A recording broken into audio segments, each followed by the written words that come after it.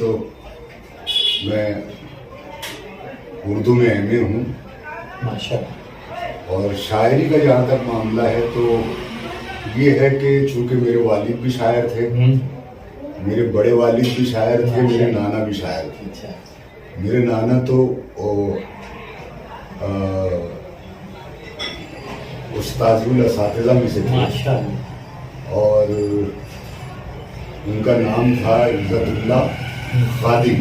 اچھا. خادم تخلص تھا ان کا. تو